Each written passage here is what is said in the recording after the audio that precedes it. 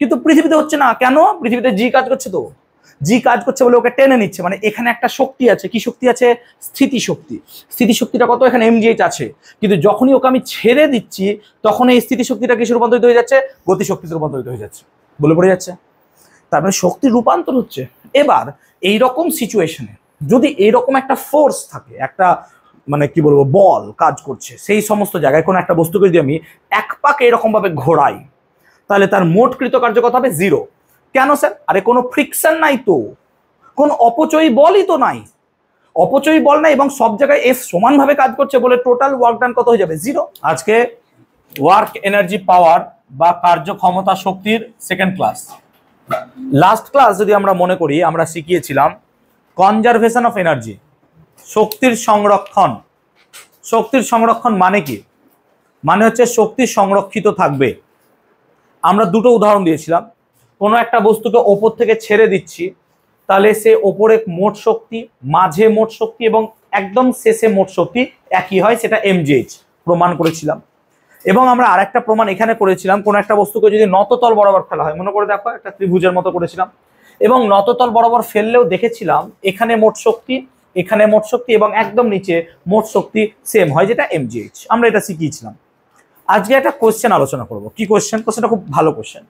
যে আমরা projectile motion পড়েছি, প্রজেক্টাইল মোশন মানে হচ্ছে প্রাসের গতি।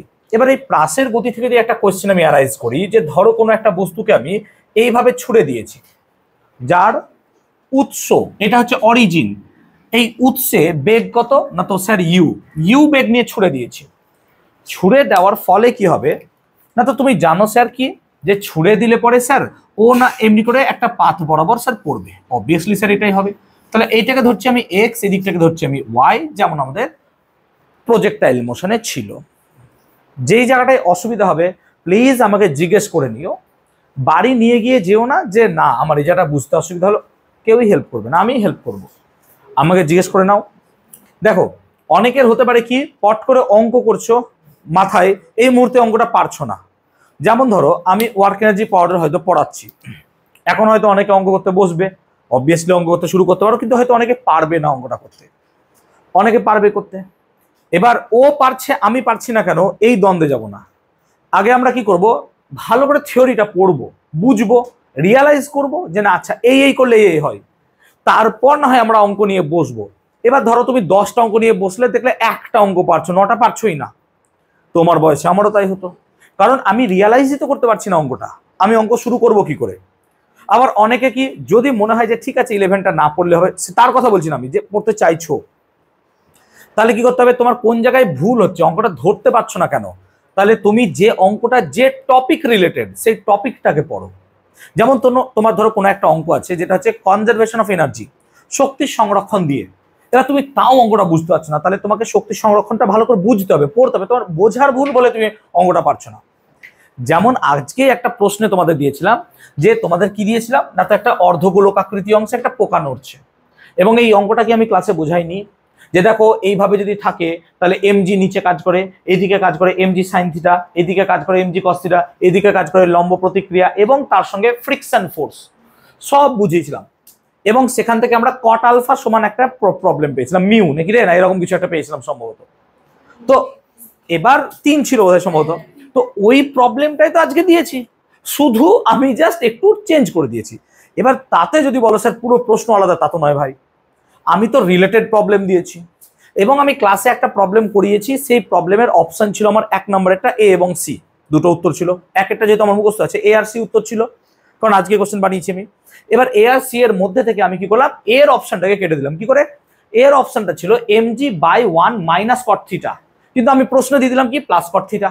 এবার যারা এ দিয়েছো তারা ভুল, অবভিয়াসলি ভুল হয়ে গেলে, কারণ তুমি মুখস্থ করে এসছো ভাই যে এ প্লাস কট মাইনাস হয়, মুখস্থ করেছো এসি, আস্তে মুখস্থ করেছো এসি অপশন, কিন্তু আমি কি করলাম, এই অপশনটাকে বাদ দিয়ে সি অপশনটাকে শুধু রাইট করে দিলাম।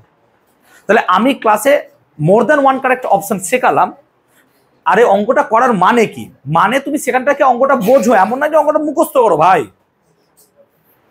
তো অঙ্ক মুখস্থ করলে তো হবে, আমি ডেটা তো চেঞ্জ করবোই অঙ্কের। আমি তো এমন নয় যে তোমাকে যা দিয়েছে হুবহু কপি পেস্ট করে অঙ্ক দিয়ে দিলাম, আমি ডেটা তো চেঞ্জ করবো। আমি তো দেখতে যাবো যে তুমি অঙ্কটা সত্যি শিখেছো কিনা নাকি মুখস্থ করে এসছো। না তো স্যার তো টিপিপিতে প্রত্যেক চ্যাপ্টারের 100 অঙ্ক করিয়ে দিচ্ছে, চলো এগুলোই অপশনগুলো হবে, অপশন মুখস্থ করে তুই অঙ্ক করবি প্লিজ? তাহলে তোকে শিখতে হবে সামহাউ। এবার কারোর শেখা খুব দ্রুত হয়, কারোর একটু স্লো হয়, এটা ডিপেন্ড করছে এটার ওপর। আবার যে যত পরিশ্রম করছে তার উপরও ডিপেন্ড করবে। তো যাতে সেই ভুলটা আমরা আর না করি, বা অনেকে পিছনে অনেক দেরি করে ভর্তি করেছো হয়েছো, সেজন্য আমরা এবার কি রিভিশনে ঢুকবো। আমরা আগের দিনই বললাম। তো আই হোপ আজকে মেজারমেন্টের আমি 4-5টা ভিডিও গ্রুপে দেব, সেই ভিডিওসগুলো একটু দেখবে, যেগুলো ইউটিউবে দেওয়া আছে, আমি লিঙ্কগুলো দেবো। যারা পরে ভর্তি হয়েছে বা মনে হয়েছে যে না মেজারমেন্ট অন্য স্যারের কাছে পড়েছি, এখানে আরেকবার দেখি কেমন, তো সেই মেজারমেন্ট রিলেটেড ভিডিওসগুলো আমি দেবো, দেখে নিও।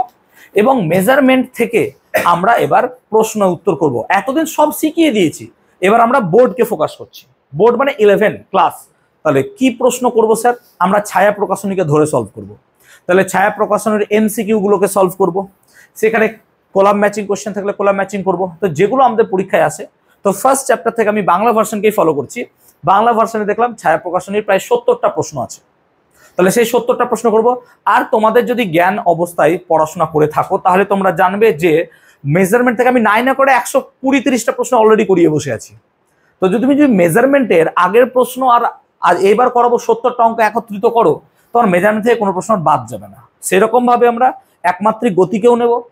তাহলে আমরা রিভিশনটা রাখবো, এবং রিভিশনটা আপ টু সেপ্টেম্বর মাস পর্যন্ত চলবে। আমরা এই জুলাই মাস থেকে রিভিশনটা শুরু করলাম। তো 2 মাসে আই হোপ আমাদের 5টা-6টা চ্যাপ্টার আছে, রিভিশন কমপ্লিট করে নেবো আমরা, ঠিক আছে? এবং এখন যে ওয়ার্ক এনার্জি পাওয়ার পড়াচ্ছি, এর প্রশ্ন কি করবো স্যার? তাহলে এগুলো রিভিশন নেবো না, তাহলে এগুলো এমন ভাবে পড়বো যেন এটা রিভিশন আর দরকার না পড়ে। তাহলে এখান থেকে আমরা ছায়া প্রকাশনী প্রশ্ন সলভ করতে শুরু করবো এবার। এবং তোমাদের যেগুলো টিপিপির দরকার টুকটাক প্রশ্ন তো আমি দিতে থাকছি। ক্লিয়ার? আই হোপ ক্লিয়ার করতে পারলাম যে আমরা কি ফার্দার 2 মাস পড়াশোনা করব। এবং এটা হচ্ছে অপটিমাম, একদম যা বলছি সেটাই।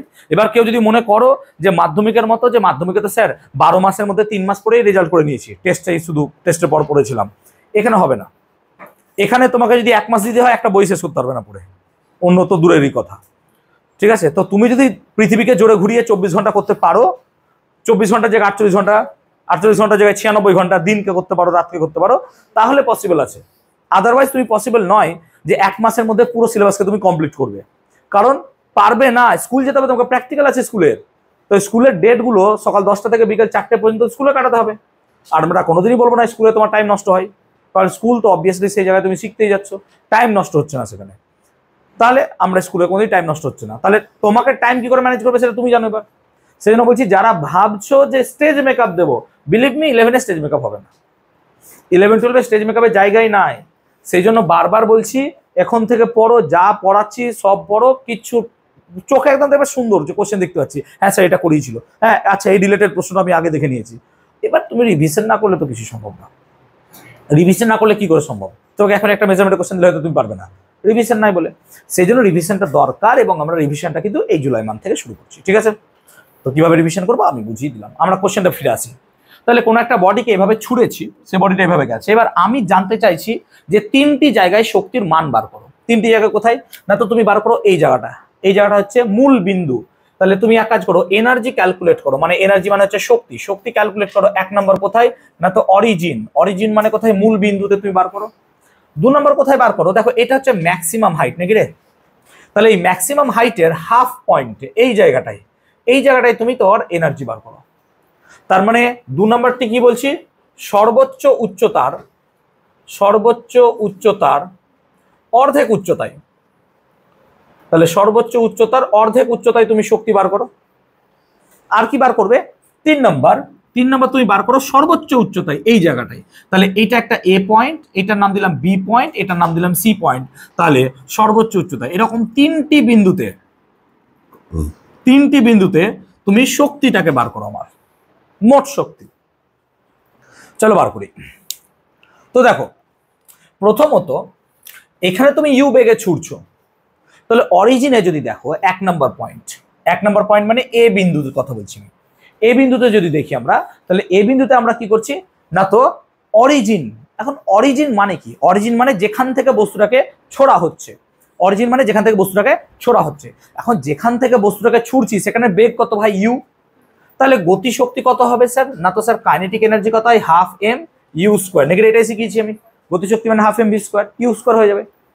আর এই জায়গাটা মাটিতে অবস্থিত, মাটি মানে কি রে, শক্তি কত হয় 0। আমরা বারবার বলি মাটিটাকে, ভূপৃষ্ঠটাকে আমরা কি ধরি, রেফারেন্স ফ্রেম, এবং রেফারেন্স ফ্রেমের শক্তি কত হয় 0। তো এখানে তো ভাই শক্তি 0, তার মানে পোটেনশিয়াল এনার্জি মানে যেটাকে আমরা বলছি স্থিতিশক্তি কত হচ্ছে আমার 0। তাহলে স্থিতিশক্তি আমার কত হচ্ছে 0।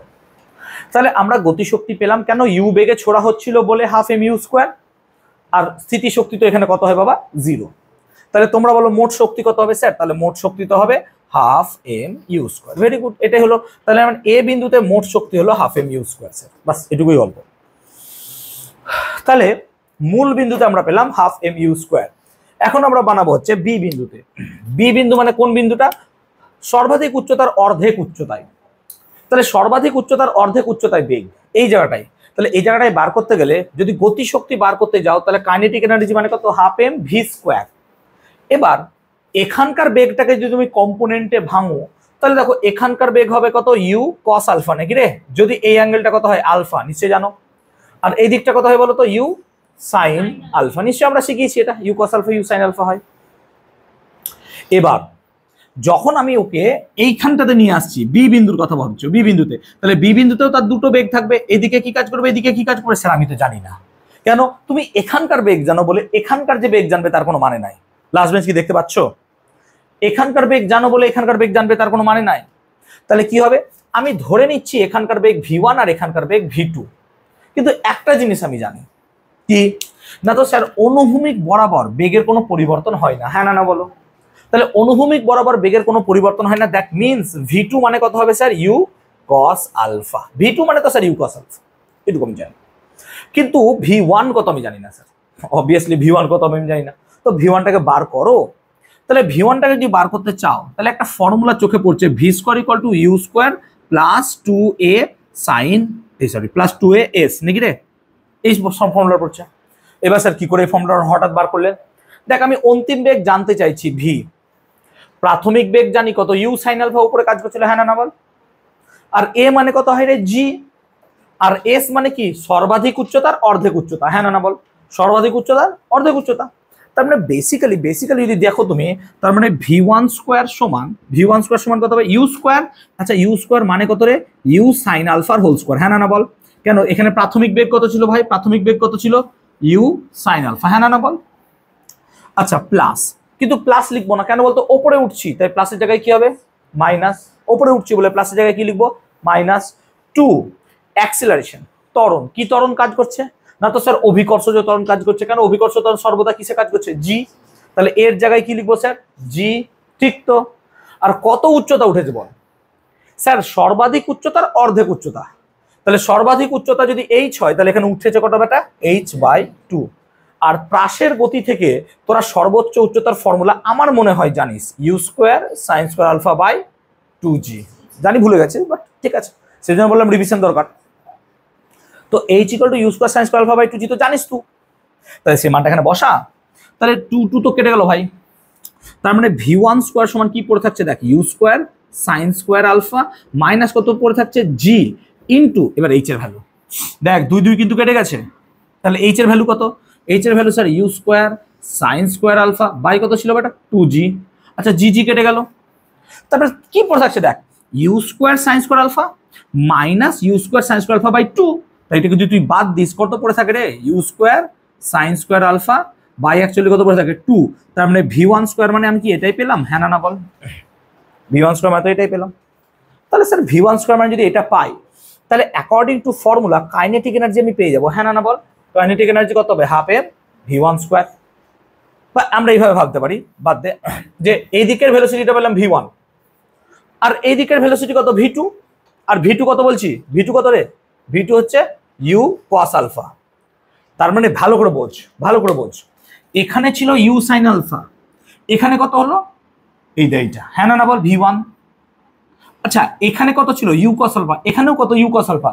মানে তুই ভাব একটা বিন্দুতে একটা ভেলোসিটি কাজ করছে v2, একটা ভেলোসিটি কাজ করছে v1, তাহলে তাদের লব্ধির মান কি করে বার করবো রে, কারণ লব্ধি তো এইটা v, হ্যাঁ না বল, এইভাবে যাচ্ছে, লব্ধি তো এটা v এইভাবে যাচ্ছে। তাহলে v এর মান কি করে বার করবো না, তো স্যার v এর মান বার করবেন √, কি হবে v1 square plus obviously sir এটাই শিখিয়েছেন আপনি, যে কেন 90 ডিগ্রি অ্যাঙ্গেলে কাজ করছে, বুঝতে পারছো, এক্স অ্যাক্সিস আর ওয়াই অ্যাক্সিস আছে। তাহলে যদি তাই হয় তাহলে ভি এর মানটা কত হবে বেটা, ভি এর মানটা বার করো। তাহলে ভি এর মান দেখো, ভি ওয়ান স্কোয়ার মানে তুমি জানো, দেখো ভি ওয়ান স্কোয়ার কত, না তো তুমি ভি ওয়ান স্কোয়ার মানে তো জানো কত হয়, ইউ স্কোয়ার, আচ্ছা এটা গন্ডগোল হয়ে যেতে পারে, আমি কেটে দিচ্ছি, u square sine square alpha by 2, ঠিক তো, আর প্লাস কত হবে ভি টু স্কোয়ার, মানে কত বেটা u square cos square alpha, u square cos square alpha. সুন্দর হয়ে গেল জিনিসটা। এইদিকে তাকাও, পাশের জনকে দেখে লাভ না, এইদিকে দেখো, পাশের জনকে সারা জীবন দেখতে হবে বেঁচে থাকলে। তো ভি সমান এটা হলো, ঠিক আছে। তো আমি এখান থেকে কি করতে পারছি, দেখো ইউ স্কোয়ারটাকে কমন নিতে পারছি নাকি, ইউ স্কোয়ারটাকে কমন নিতে পারছি। তো যদি একটু ভালো করে চোখ তাকাই তাহলে ভির সঙ্গে ইউ স্কোয়ার কমন নিয়ে নিলে ইউ পড়ে থাকছে, এবং ইউ এর সাথে এখানে পড়ে থাকছে দেখো sine square alpha by 2 plus কি পড়ে থাকছে কস স্কোয়ার আলফা, এটা ভি পড়ে থাকলো, ভেরি গুড, এটা ভি পড়ে থাকলো। তার মানে ভি আমি পেলাম, হ্যাঁ না বল। তো যদি ভি পেয়ে যাই, আমি গতিশক্তির ফর্মুলা তো জানি, তাহলে এখানকার গতিশক্তি কত হবে স্যার, ই কে মানে কত হবে হাফ এম ভি স্কোয়ার, হ্যাঁ না বলো, কারণ গতিশক্তির ফর্মুলায় তো হাফ এম ভি স্কোয়ার। তাহলে এখানে ছিল ইউ গতিবেগ, তো sir half M U square হলো।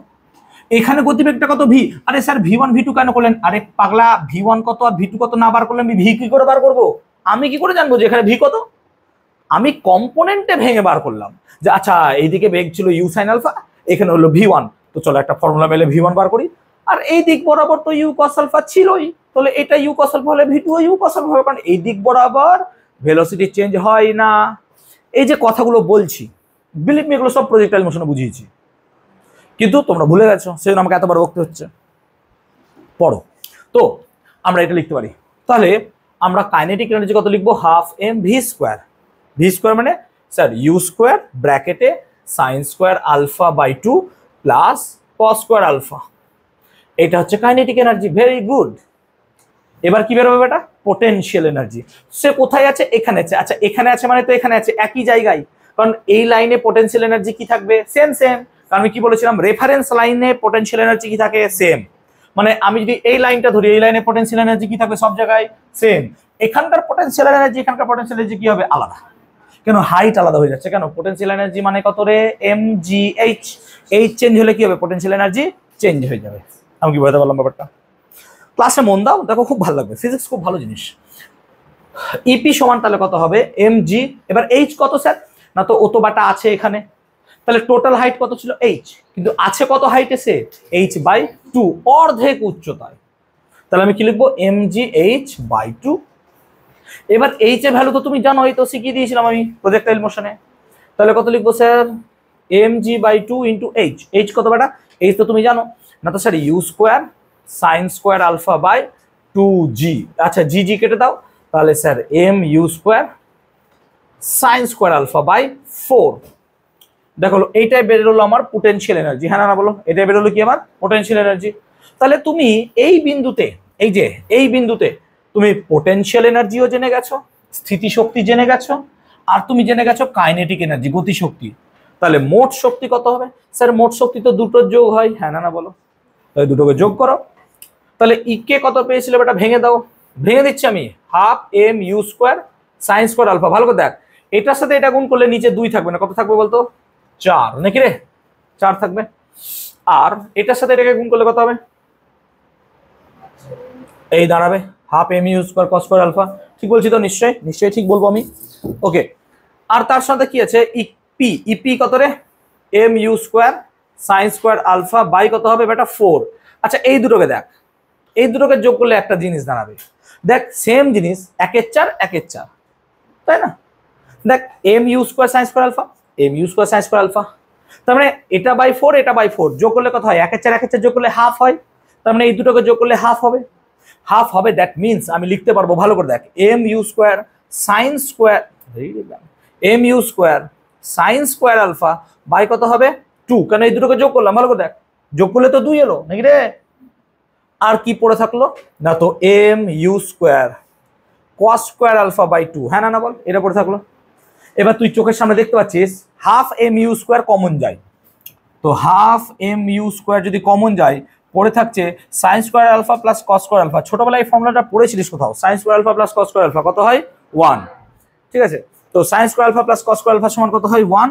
সো দ্যাট মিনস আমার টোটাল এনার্জি কত দাঁড়ালো হাফ এম ইউ স্কোয়ার। তার মানে প্রজেক্টাইল মোশনের ক্ষেত্রেও দেখা যাচ্ছে যে এই বিন্দুতে মোট শক্তি আর এখানকার মোট শক্তি কি হয়ে যাচ্ছে সেম। তাহলে এবার লজিক কি হবে, এখানকার শক্তিও কি হবে সেমই হবে, শুধু এটাই বার করতে হবে আমাকে। এবার কি বিন্দুর বার করব, সি বিন্দুতে মোট শক্তি। চলো তাকাও সি বিন্দুতে দেখো। আচ্ছা সি বিন্দুতে যখনই উঠে গেছি, সি বিন্দুতে উঠে গেছি, তখন সি বিন্দুতে মানে কি এদিকে ভেলোসিটি আছে কত ভাই, এদিকে তো sir v cos alpha velocity আছে, এদিকে ভি কস আলফা ভেলোসিটি আছে, আর ওপরে ভেলোসিটি কত আছে স্যার জিরো। হ্যাঁ না বল, কেন সর্বোচ্চ উচ্চতায় ওপরের দিকে ভেলোসিটি কত হয় জিরো, সর্বোচ্চ উচ্চতায় উপরে কোনো ভেলোসিটি নাই। আরে ওপরে ভেলোসিটি থাকলে এটা সর্বোচ্চ উচ্চতা হতো নাকি, ও তো আরো উঁচুতে উঠে যেত। হ্যাঁ না বল, তাই না? প্রজেক্টাইল মোশনে তো তাই শিখিয়েছিলাম যে সর্বোচ্চ উচ্চতায় ওপরের দিকের ভেলোসিটি, ওপরের দিকের ভেলোসিটি কত হয়ে যায় জিরো। তো সেই জন্য এই জায়গাটায় ওপরের দিকের কোনো ভেলোসিটি নাই, শুধু আছে এই দিকের ভেলোসিটি। তাহলে এখানে যে গতিশক্তিটা পাবি শুধু এইটার জন্য পাবি, ওপরে কোনো গতিশক্তি পাবি না। তার মানে সি বিন্দুতে যদি কথা ভাবি, সি বিন্দুর কথা ভাবি, তাহলে গতিশক্তি কত হবে না, তো স্যার গতিশক্তি হবে half M u cos alpha. হ্যাঁ না বল, এটা তো ইউ কস আলফা, তার মানে half M U square cos square alpha, এটাই হবে স্যার। ভেরি গুড, এটাই হলো। আর পোটেনশিয়াল এনার্জি কত হবে স্যার, তো না তো সর্বোচ্চ উচ্চতায় আছো, তাহলে ক্যাপিটাল এইচ উচ্চতায় স্থিতিশক্তি কত হয় না, তো স্যার এম জি এইচ। কেন, তুমি তো এইচ উচ্চতায় আছো, তাহলে এইচ উচ্চতায় স্থিতিশক্তি কত হবে এম জি এইচ।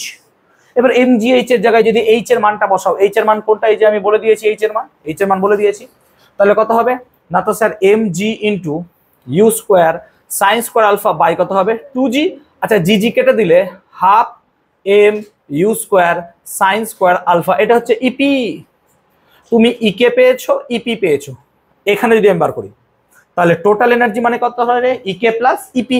তুই চোখে স্পষ্ট দেখতে পাচ্ছিস, যদি অন্ধ না হস তাহলে half M U square common যাবে, দেখ তাহলে half M U square common নিলে half M U square common গেল, sine square alpha plus cos square alpha পড়ে থাকবে। হ্যাঁ না বল, আর ছোটবেলায় পড়েছি sine square alpha plus cos square alpha কত হবে এটা 1। তো টোটাল এনার্জি কত হয়ে গেল হাফ এম ইউ স্কোয়ার। আমার বক্তব্য হচ্ছে যে প্রজেক্টাইল মোশনেও কিন্তু টোটাল এনার্জি কি থাকে ধ্রুবক, সেম, কনজার্ভড। এটা কেন করলাম, হঠাৎ না করলেও তো হতো, বেকার এত কিছু করালাম, কারণ এগুলো তো পরীক্ষা আসবে না। তাহলে আমি এখানে কেন করালাম, বিকজ যে এখান থেকে কি করে অ্যাপ্রোচ গুলো হচ্ছে তুমি ভাবো, যে তোমাকে এমন কোশ্চেন তো নাও দিতে পারে না, আচ্ছা একটা বডিকে ছুড়লাম বলো তো এখানে কত শক্তি হবে, তোমাকে ইনস্ট্যান্ট দিতেই পারে পরীক্ষায়, তখন হাতরে মরে যাবো না। বা যদি এইগুলো না করি, বিলিভ মি, যদি ওই শুধুমাত্র সূত্র জেনে নিই, যে এই সূত্রটা জেনে নিলাম চলো এবার অঙ্ক করি 10টা, বিলিভ মি ওইভাবে ফিজিক্স হবে না। সেই জন্য তোমাদেরকে কোনোদিন আমি বলি না যে সূত্র মুখস্থ করো অঙ্ক করো, চলো না, সূত্রটা কি করে এলো, সেটা কিভাবে যাচ্ছে, অ্যাপ্রোচ সব পড়ো, সব পড়ে তারপর তুমি অঙ্কে বসো। না তো কি হলো যে 4-5টা সূত্র করে দিলাম, 10টা সূত্র মুখস্থ করে দিলাম, 20টা সূত্র লিখে দিলাম বোর্ডে, দেখো এমসিকিউ তো, আর থিওরি পড়ে লাভ নাই, এখন চলো অঙ্কে যাই। আরে ভাই থিওরি না পড়লে অঙ্ক রিয়ালাইজ করবি কি করে যে এই তিনটে বুঝলাম প্রশ্নটা। আমি যদি মুখস্থ করে দিতাম, দেখো এখানে হাফ এম ইউজ করা হয় একটা, তাহলে এখানে হবে, এখানে হবে, চলো শেষ। তা তো হয় না বাবা, তোমাকে এইটুকু ক্যালকুলেশন কিছু না কিছু শেখালো, প্রত্যেকটা কিছুই শেখাবে তোমাকে। সো প্লিজ প্রত্যেকটা অ্যাপ্রোচ গুলো ভালো করে পড়বে, অ্যাপ্রোচ না পড়লে পরে কিন্তু এখানে পারবে না। আমি ক্লিয়ার করতে পেরেছি আই হোপ। তো আমরা দেখলাম এখানে প্রজেক্টাইল মোশনের ক্ষেত্রেও কিন্তু আমাদের টোটাল এনার্জি কি থাকছে না, তো স্যার টোটাল এনার্জি থাকছে কনজার্ভড। এখন আমরা যদি আগের দিনের টপিকটাকে নিয়ে আলোচনা করি, তাহলে আগের দিনের টপিক দেখো, এই চ্যাপ্টারটা কিন্তু বড় চ্যাপ্টার, আর এই চ্যাপ্টার থেকে কিন্তু পরীক্ষায় ভালো প্রশ্ন আসবে, মোটামুটি 5-6 তো থাকবেই। আমি জানি না নাম্বার ডিভিশন নতুন চেঞ্জ হয়েছে, মনে নেই আমার, পুরনো পুরনো পুরনো মত অনুযায়ী এটা 5 নম্বর থাকতো, তো তোমাদের হিসেবে 5-6 তো থাকবেই, আমি জানি না কত আছে বর্তমানে, আমি চেক করিনি একবারও। তো বড় চ্যাপ্টার, ভালো চ্যাপ্টার, এবং এখান থেকে বেশি প্রশ্ন আমরা অ্যাটেন্ড করতে চাইবো, এবং এই প্রসেসে অঙ্ক করাটা অনেক বেটার।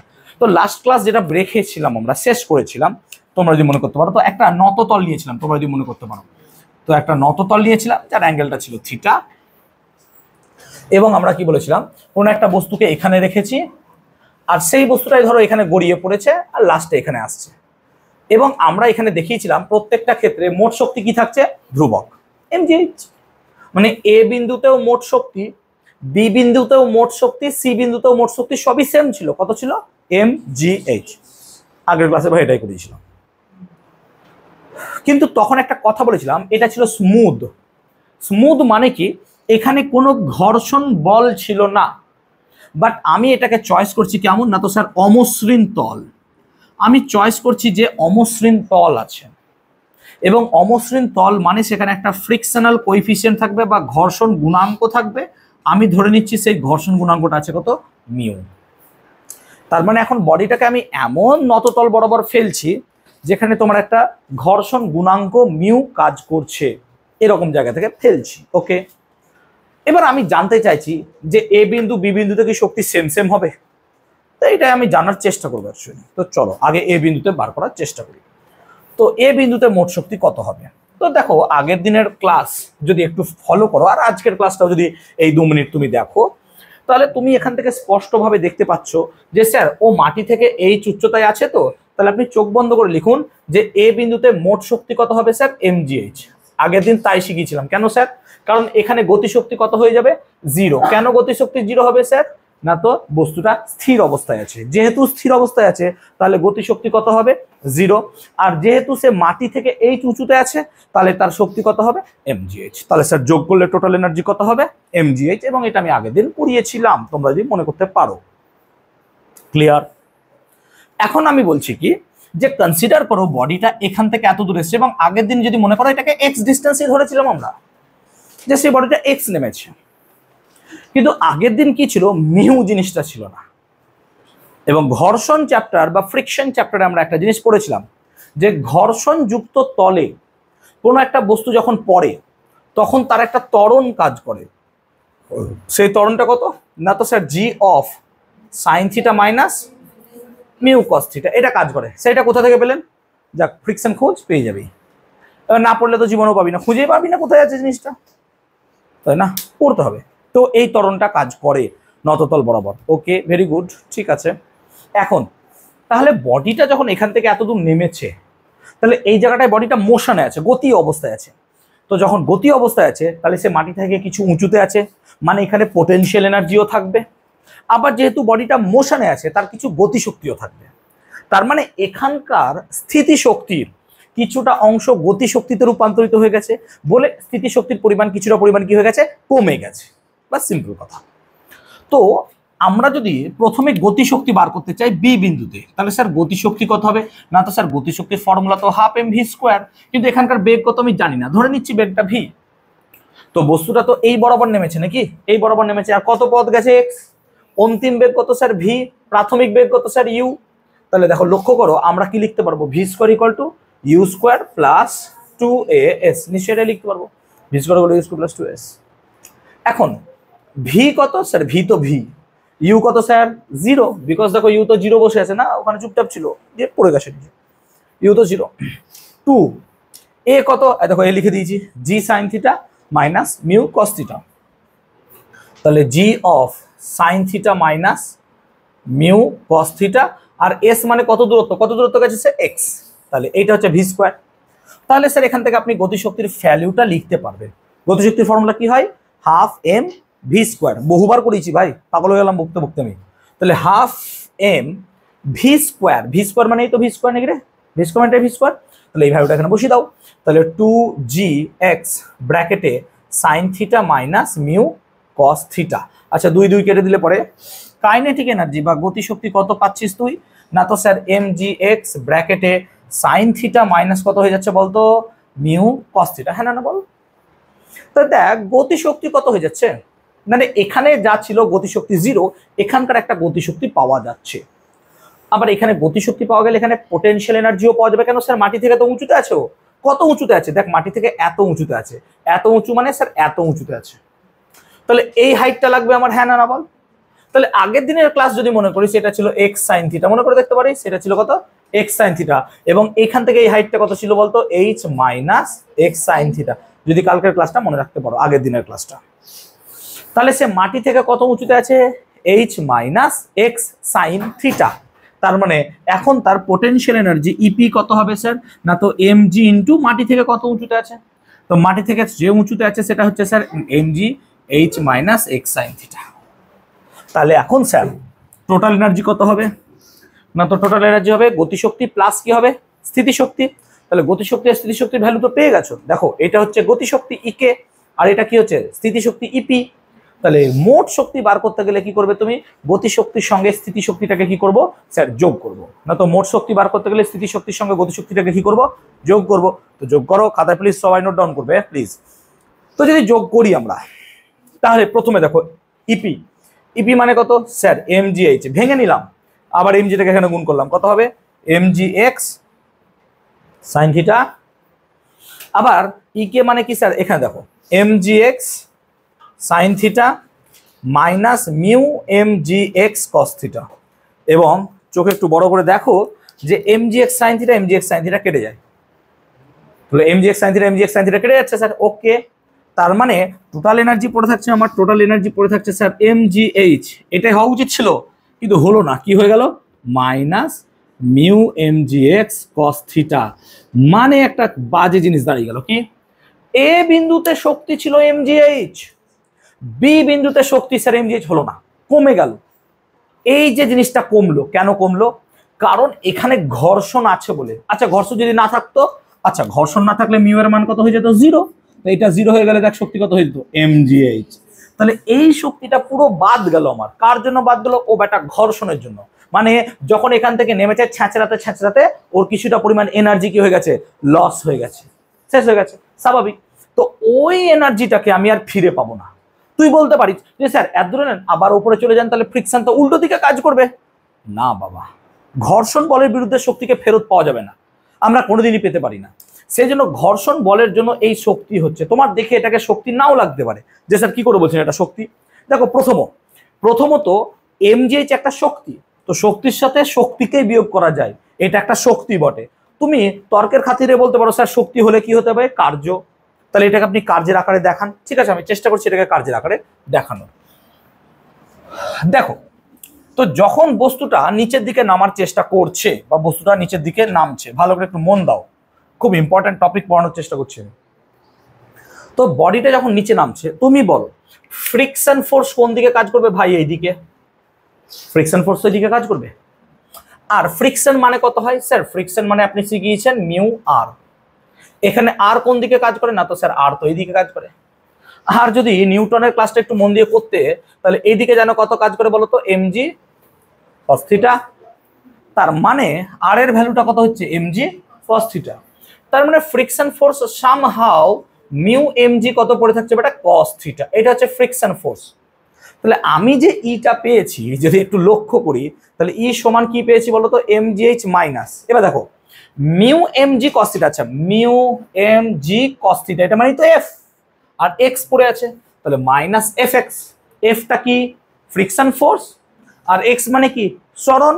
তাহলে ফ্রিকশন ফোর্সের এগেনস্টে আমি এক্স সরিয়েছি, মানে এই কার্যটা ঘর্ষণ বলের বিরুদ্ধে কার্য। হ্যাঁ না না বলো?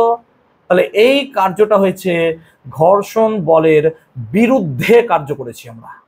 তাহলে এই কার্যটা কখনোই ফেরত পাবো না। কেন? আমরা যখনই কোনো একটা বস্তুকে এইভাবে হাঁটতে ঘর্ষণ করতে করতে নিয়ে যাব, সেই ঘর্ষণ করালেও আমরা ঘর্ষণ বলের যে বিরুদ্ধে কাজ করছি সেটা ফেরত পেতাম না। যদি ফেরত পেতাম কি হতো? তাহলে ধরো এই বোর্ডে আমি এরকম ভাবে ঘোরালাম এক পাক, তাহলে এক পাক ঘোরালে আমি যতটা পথ গেলাম ততটা আবার ফেরত চলে এলাম, তাহলে আমার টোটাল কার্যকতা হয়ে যেছিল জিরো। তাহলে লজিক্যালি এইভাবে যদি আমি অনন্তকাল ঘোরাই, তাহলে আমার হাতের এই জায়গাটায় কোনো শক্তির লসই হবে না, কোনো এনার্জি খরচ হবে না। কিন্তু সত্যি কি আমার হবে না? তাই হয় নাকি? তো বেসিক্যালি এইটা অ্যাকচুয়ালি কি হচ্ছে বলতো? অপচয়ী বল। অপচয়ী বল হওয়ার জন্য এটাকে আমরা বলবো ডিসিপেটিভ বা অপচয়ী, ডিসিপেটিভ এনার্জি বা অপচয়ী শক্তি, অপচয়ী শক্তি এবং অপচয়ী বল, এটাকে আমরা বলবো অপচয়ী শক্তি এবং অপচয়ী বল। তাহলে ঘর্ষণ বল হচ্ছে অপচয়ী বল, এবং ঘর্ষণ বলের এগেনস্টে কার্য করা মানে তোমাকে সেখানে এনার্জি লস হবেই। স্যার এনার্জি লস হয়ে কি হয়? তাহলে তুমি ভাবো, তুমি যখন দুটো হাতকে ঘষছো, তাহলে এখানে কি করছো? ঘর্ষণ করছো। এই যে ফ্রিকশন হচ্ছে, ফ্রিকশনের ফলে হিট তৈরি হচ্ছে। শুধু হিট নয়, মাইক্রোফোনে রেকর্ড হবে, সাউন্ডও তৈরি হচ্ছে। তার মানে আমি যে কাজটা করছি ঘর্ষণ বলের বিরুদ্ধে, তার একটা অংশ শব্দ শক্তি তৈরি হচ্ছে, একটা অংশ তাপ শক্তি তৈরি হচ্ছে। তার মানে এখানে যে কার্যটা করা হচ্ছে তার কিছু অংশ এইভাবে রূপান্তরিত হয়ে যায়। যেমন এখানে ফ্যান চলছে, ফ্যানের সঙ্গে সঙ্গে শব্দ তৈরি হচ্ছে, তো কিছু এনার্জি শব্দ শক্তিতে লস্ট হচ্ছে। এখানে হিট তৈরি হচ্ছে, কিছু এনার্জি তাপ আকারে বেরিয়ে যাচ্ছে, বাকিটাও কি করছে, যান্ত্রিক শক্তি দিচ্ছে। তার মানে একটা ফ্যান থেকে যে পরিমাণ আমি ইলেকট্রিসিটি সাপ্লাই দিচ্ছি তার 100% কার্য করতে পারছে না। কত করছে, 90, 80। এবার যে যত বেশি কাজ করতে পারবে তার এফিসিয়েন্সি তত ভালো। যেমন একটা 5 স্টার যন্ত্র ক্লাস 10-এ পড়েছিলাম, তার এফিসিয়েন্সি কি হবে, বেশি হবে। সে কম বিল নিয়ে বেশি কাজ করবে, কারণ তার এফিসিয়েন্সি অনেক বেশি হবে। আবার যার স্টার রেটিং কম হবে সে কম পারবে, বেশি পারবে না। তো এখানেও তাই হবে। তো এখানে ফ্রিকশন ফোর্সের এগেনস্টে কিন্তু আমাকে কাজ করতে হচ্ছে ভাই। সো এই কাজটা কিন্তু পজিটিভ। কেন পজিটিভ কাজ, আগের দিন বলেছিলাম বলের বিরুদ্ধে কার্য কি কাজ হয়, পজিটিভ কাজ। তাহলে ফ্রিকশন ফোর্সের এগেনস্টে কাজটা সবসময় পজিটিভ কাজ হবে। তো এটা অলওয়েজ কি হবে, আমার বাদ যাবে, সেই কাজটা পারবো না। এখান থেকে আমরা দুটো বলের ধারণা নেব, একটাকে বলবো সংরক্ষী বল, একটাকে বলবো অসংরক্ষী বল। সংরক্ষী বল কাকে বলে, ধরো কোনো একটা জায়গায় বল কাজ করছে, ফর অ্যান এক্সাম্পল আমি নিচ্ছি, যে ধরো এখানে গ্র্যাভিটি কাজ করছে, কোনো বাতাস কিছু নেই। এবার এরকম জায়গায় একটা জায়গায় গ্র্যাভিটি কাজ করছে। এবার তুমি বল যে গ্র্যাভিটির আন্ডারে এই বস্তুটাকে, আমি এই বস্তুটার কথা বলছি, এই বস্তুটাকে আমি যদি যতটা ওঠালাম আবার যতটা নামালাম, এর টোটাল এনার্জি কত হলো বলো তো, 0। এ কি কোনো এনার্জি বেশি পেলো না। কিন্তু আমি যদি এখান থেকে ছেড়ে দিতাম তাহলে কি হতো, এনার্জি পেত। এনার্জি পেত কেন, ছেড়ে দিয়েছি, এনার্জি পেয়েছে বলেই তো নিচে নামলো। এনার্জি না পেলে এখানে ভাসতো, হ্যাঁ না বলো কেন স্যার, কি করে বলছেন, আবে তো কৃত্রিম উপগ্রহে চলে যা। কৃত্রিম উপগ্রহে কোনো বস্তুকে ছেড়ে দিলে তার জি কত কাজ করে, 0। জি তো কাজ করে না, তো জি না কাজ করলে এনার্জি কত হয়ে যাবে, 0। তাহলে তার কাইনেটিক এনার্জিও 0 হবে, পোটেনশিয়াল এনার্জি কি হয়ে যাবে, 0 হয়ে যাবে। সো বডিটা এভাবে ভেসে বেড়াবে। কিন্তু পৃথিবীতে হচ্ছে না কেন, পৃথিবীতে জি কাজ করছে, তো জি কাজ করছে বলে ওকে টেনে নিচ্ছে। মানে এখানে একটা শক্তি আছে, কি শক্তি আছে, স্থিতি শক্তি। স্থিতি শক্তিটা কত, এখানে mgh আছে। কিন্তু যখনই ওকে আমি ছেড়ে দিচ্ছি তখন এই স্থিতি শক্তিটা কিসে রূপান্তরিত হয়ে যাচ্ছে, গতি শক্তিতে রূপান্তরিত হয়ে যাচ্ছে, বলে পড়ে যাচ্ছে। তার মানে শক্তির রূপান্তর হচ্ছে। এবার এই রকম সিচুয়েশনে যদি এইরকম একটা ফোর্স থাকে, একটা মানে কি বলবো বল কাজ করছে, সেই সমস্ত জায়গায় কোনো একটা বস্তুকে যদি আমি এক পাক এরকম ভাবে ঘোরাই, তাহলে তার মোট কৃতকার্য কত হবে, 0।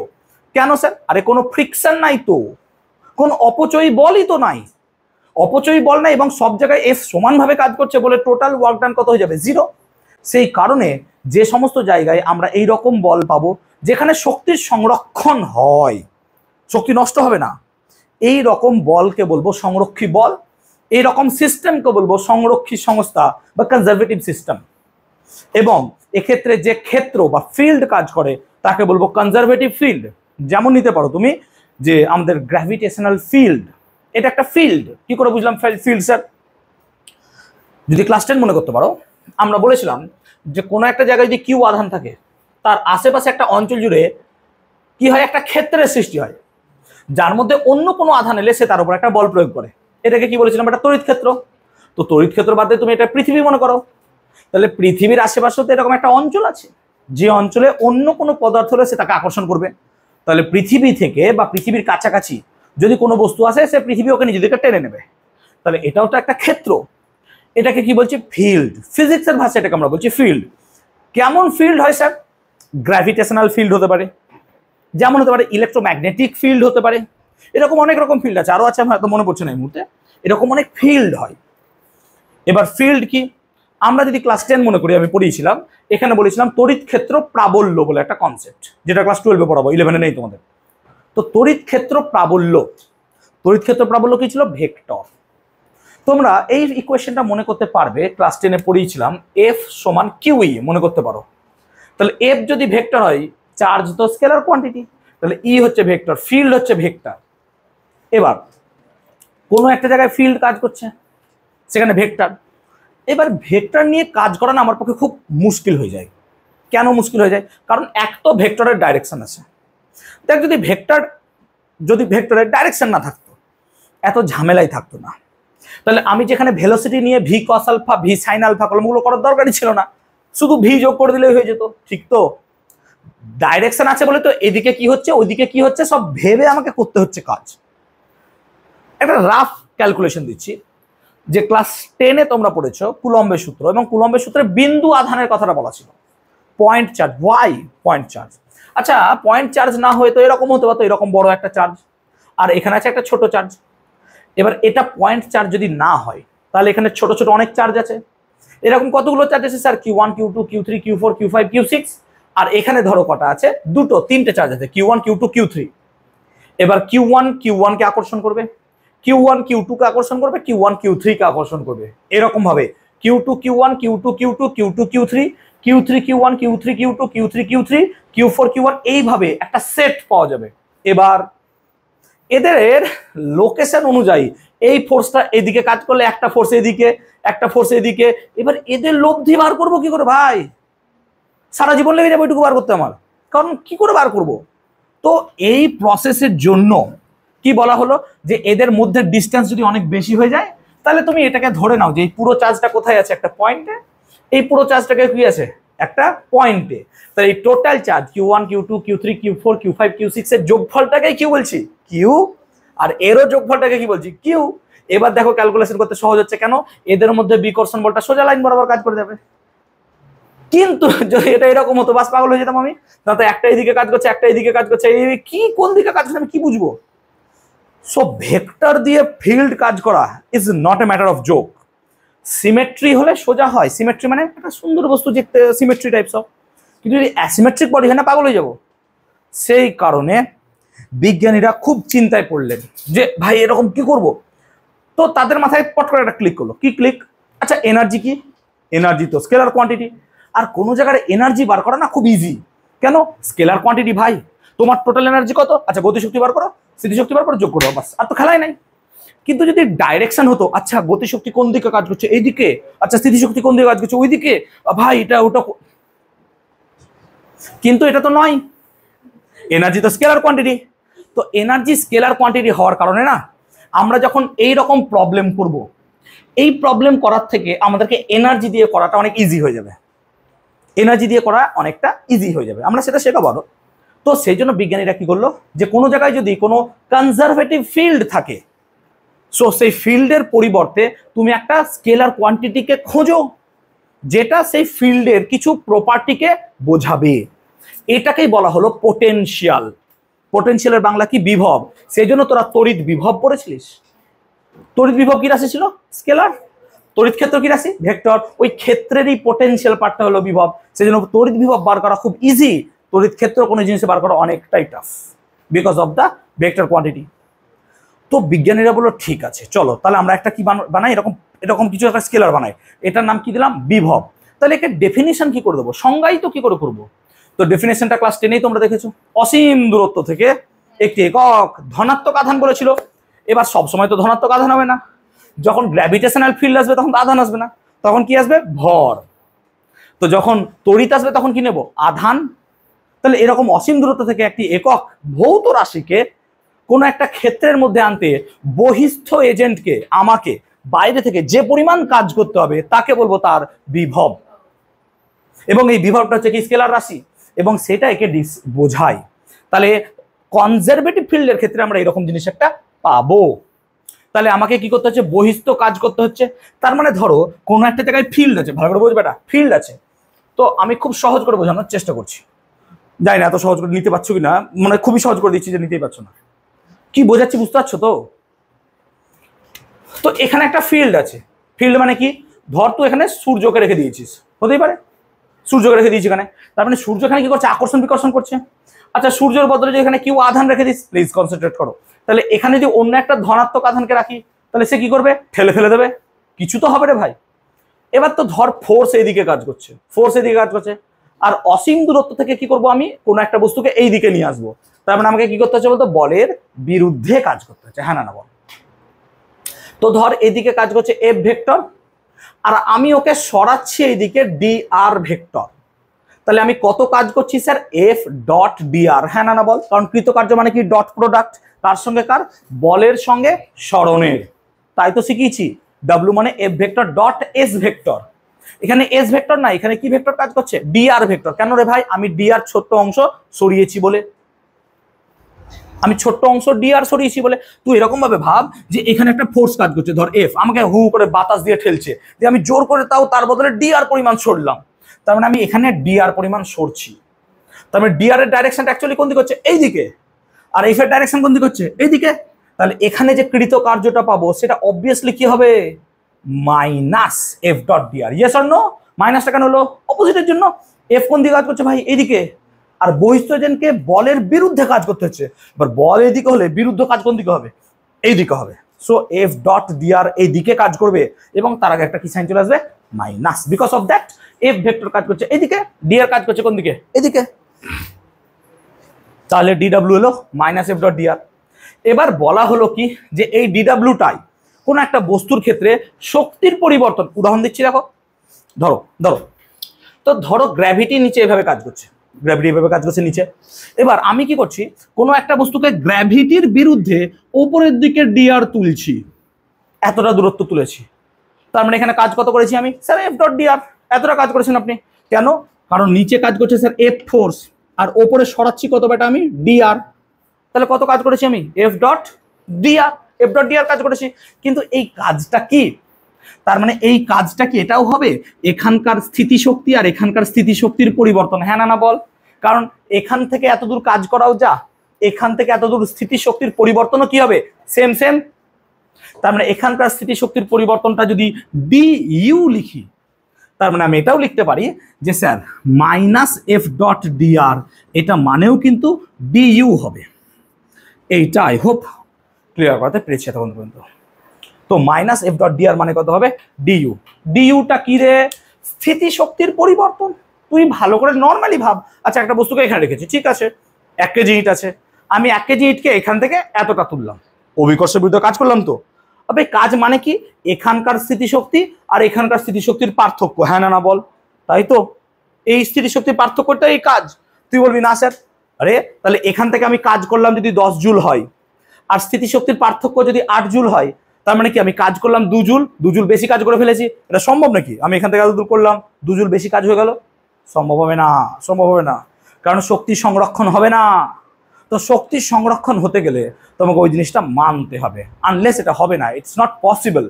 সেই জন্য আমরা এখানে বারবার বলছি কি, এই যে তুমি কাজটা দেখছো অভিকর্ষের বিরুদ্ধে কাজ করছি ভাই, সেই কাজটা কিন্তু স্থিতিশক্তির পরিবর্তন।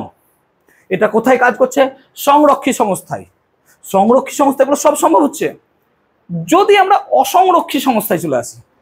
অসংরক্ষী সংস্থা মানে যেটা হচ্ছে নন কনজারভেটিভ ফ্রিকশন। তার মানে কি ভাব, আমি এখান থেকে এত দূর গেলাম, এই এত দূর গেলাম, এই যে এত দূর গেলাম, এখানে এখানে আওয়াজ হচ্ছে না, কিন্তু আমি যদি চেয়ারটাকে সরাই দেখ আওয়াজ হচ্ছে। তাহলে আমি এখানে ঘর্ষণ বলের বিরুদ্ধে কাজ করার জন্য কিছুটা এনার্জি কিসে রূপান্তরিত হয়ে গেল? শব্দ শক্তিতে। এবার বল, আমি ওখান থেকে আবার ফেরত দিয়ে গেলাম, আবার তো শব্দ তৈরি হয়ে গেল।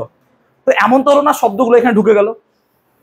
তবেই তো মানতাম যতটা শক্তি খরচ হলো ততটা আবার ঢুকে গেল।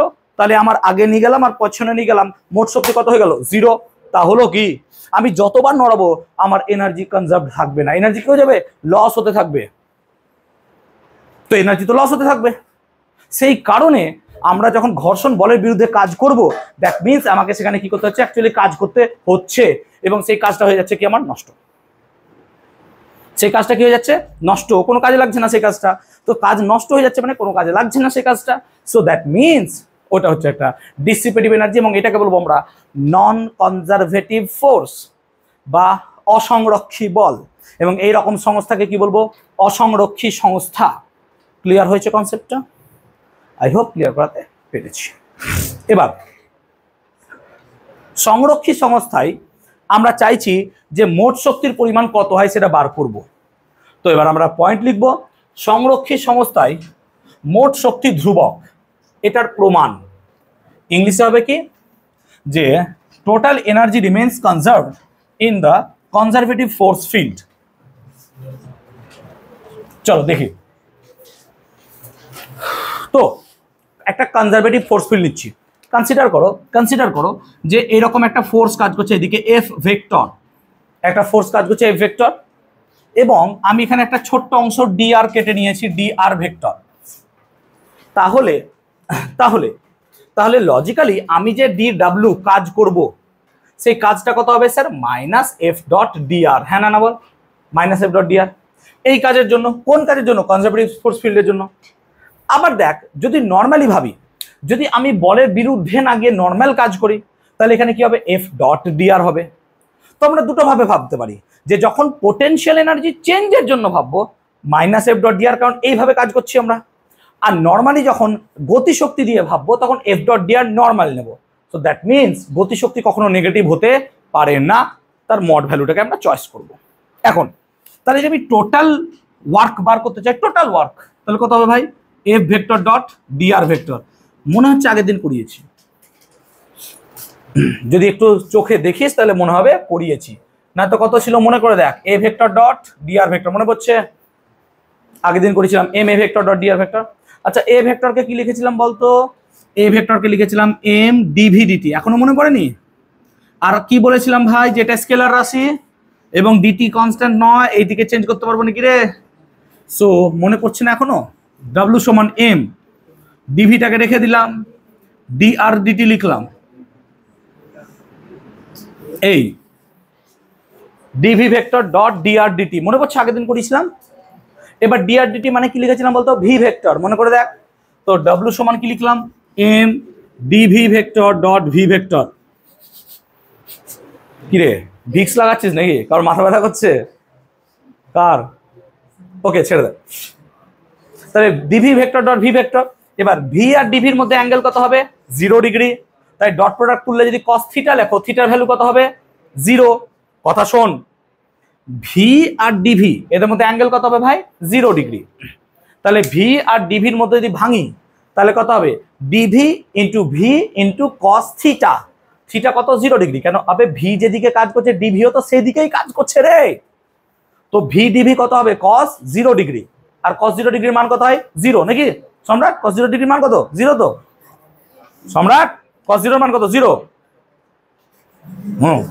চলো তাহলে এম ভি ডিভি, ঠিক আছে। তাহলে ডাব্লু সমান এম ভি ডিভি হলো। এবার আগের দিন বলেছিলাম এবং আসতে বাবা ইন্টিগ্রেশন ক্লাসে করেছিলাম, এক্স ডিএক্স এর ইন্টিগ্রেশন কত হয়? X square by 2। তাহলে ভি ডিভির ইন্টিগ্রেশন কত হবে? V square by 2। তো এবার লিমিট কত? স্যার এই জায়গাটাই ভাবলাম গতিবেগ হচ্ছে ভি এ, আর এই জায়গাটায় গতিবেগ কত স্যার? V B. তাহলে এখানকার গতিবেগ ভি এ, এখানকার গতিবেগ কত? V B. তাহলে দেখো লিমিটটা হবে ভি এ ভি বি। যারা আগের দিন আসনি বিলিমি তারা কি বুঝছো আমি ঠিক জানি না, যে অনেস্টলি স্পিকিং ক্লাস মিস করো না, আমি বারবার বলি। তাই এটা রেকর্ডের ক্লাস থাকবে, এটারও থাকবে, আগেরটারও থাকবে, আস্তে আগেরটারও থাকবে, এটাও থাকবে। দরকার বলে একবার রেকর্ডের ক্লাসটা দেখো, নাহলে বুঝতে পারবে না কিছু। এবার তাহলে ভি ডিভির ইন্টিগ্রেশন কত হয়? তাহলে ভি স্কোয়ার বাই 2। তাহলে M of V square by 2 within limit V A থেকে কত হবে? ভিবি। তাহলে এখানে আমরা কি লিখতে পারি? ডাব্লু সমান, ভালো করে দেখ, ডাব্লু সমান কত হবে? এখানে ভিবি বসবে আর একবার ভি এ বসবে, কি হয়? Upper limit minus lower limit. তাহলে ডাব্লু সমান কত হবে? Half M VB square minus কত হয়? V A square. এইটা পেলাম। তার মানে এখান থেকে এতদূর নিয়ে যেতে কৃতকার্য এটা হলো, ঠিক তো? এবং এটা পড়েছিলাম, নিচে শেষে লিখেছিলাম কৃতকার্য মানে গতিশক্তির পরিবর্তন হয়, ঠিক আছে? ভুলে গেছো মনে নাই, ছাড়ো। এবার এদিকে তাকাও, আবার দেখো এই যে মাইনাস এফ ডট ডিআর, এটা মানে কিন্তু ডিইউ। তার মানে আমি আবার এভাবেও ভাবতে পারি যে sir minus F dot D R এটা মানে কিন্তু আপনি বলেছেন ডিইউ, হ্যাঁ না বল? মাইনাস এফ ডট ডিআর এটা মানে হচ্ছে ডিইউ। তো মাইনাস এফ ডট ডিআর এটা মানে আমি কিন্তু ডিইউ বলে রেখেছি। ডিইউটা কি রে? স্থিতি শক্তির পরিবর্তন। বারবার তখন বুঝিয়েছি এফ ডট ডিআর এর ক্ষেত্রে ডিইউটা কি? স্থিতি শক্তির পরিবর্তন। ডিইউটা হচ্ছে স্থিতি শক্তির পরিবর্তন। এখন তাহলে আমি নিজে চালাকি করে এটাও তো লিখতে পারি, এফ ভেক্টর ডিআর ভেক্টর সমান কত হবে? মাইনাস ডিইউ, হ্যাঁ না বল? আর এফ ডট ডিআর মানে দেখ কি লেখা রাখা আছে? ডিডাব্লিউ। তাহলে আমি এখানে কি লিখবো স্যার? ডিডাব্লিউ মানে কিন্তু মাইনাস ডিইউ। তাহলে আমি যদি বলতে চাই যে এখান থেকে এত দূর স্থিতিশক্তির কত হলো সেটা বার করো, তার মানে আমি যদি কৃতকার্যটাকে ডাব্লিউ লিখি তাহলে আমাকে ডিডাব্লিউ থেকে ডাব্লিউ পেতে গেলে ইন্টিগ্রেশন করতে হবে নাকি? হ্যাঁ না বল? কারণ ছোট্ট অংশে কৃতকার্য মানে পুরোটার কৃতকার্য বার করতে হবে। তো স্যার কি করব? Minus DU. আমি এটাও ধরলাম যে এখানে আমার স্থিতিশক্তি হচ্ছে ইউএ, কথা কানে আসছে বাবা, ওরকম করিস না। এখানকার স্থিতিশক্তি হচ্ছে ইউ এ, আর এখানকার স্থিতিশক্তি আমি ধরলাম কত, ইউ বি। তাহলে ডিইউ এর ইন্টিগ্রেশন কত হয়, ইউ। কেন, ক্লাসে করেছিলাম ইন্টিগ্রেশন অফ ডিএক্স কত হয় রে বেটা, এক্স। তাহলে ইন্টিগ্রেশন অফ ডিইউ কত হবে, ইউ। তাহলে কত পড়ে থাকলো, মাইনাস ইউ, লিমিটটা কত পড়ে থাকলো, ইউ এ থেকে ইউ বি। যেহেতু মাইনাস আছে, ভালো করে দেখো, তাহলে ডাব্লু সমান হলো minus U B minus U A, আর মাইনাসটাকে গুণ করে দিলে ডাব্লু সমান পড়ে থাকলো U A minus U B. তাহলে এইটা পেলাম আমি ডাব্লু। তাহলে মুদ্রা কথা কি পেলাম আমরা স্যার, মুদ্রা কথা পেলাম হচ্ছে কোনো একটা বস্তুকে যখন এখান থেকে এত দূর নিয়ে যাচ্ছি, তাহলে দেখছি কৃতকার্য হচ্ছে গতিশক্তির পরিবর্তন, আবার কৃতকার্যটা কি হচ্ছে, স্থিতিশক্তিরও পরিবর্তন। আবার দুটো জায়গায় কৃতকার্য তো সেম, দুটো জায়গায় কৃতকার্য কি সেম। তো কৃতকার্য যদি সেম হয়ে যায়, তাহলে স্যার এটার সঙ্গে এটা কি হবে, সেম। তো যেহেতু কৃতকার্য সমান, তাহলে স্যার এইটা আর এইটা পরস্পর কি হবে, same. That means half M VB square minus V A square সমান ইউ এ মাইনাস ইউবি।